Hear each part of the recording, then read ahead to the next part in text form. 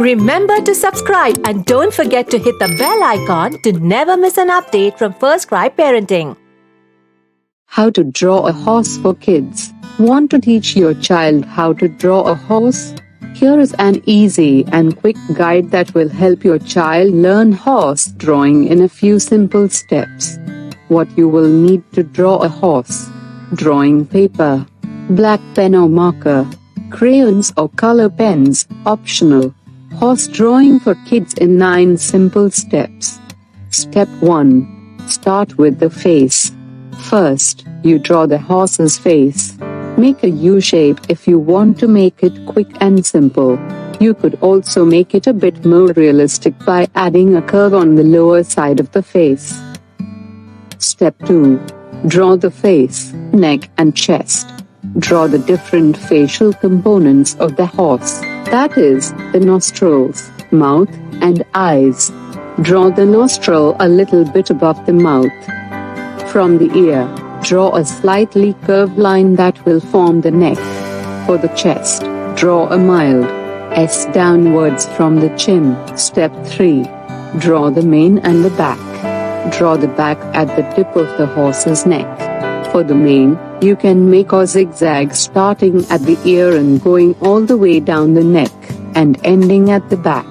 You can even add a tiny bit of mane in between the ears. Step 4. Draw the first front leg. Now you can start drawing the legs. First, draw the front leg, beginning from the end of the neck and chest line.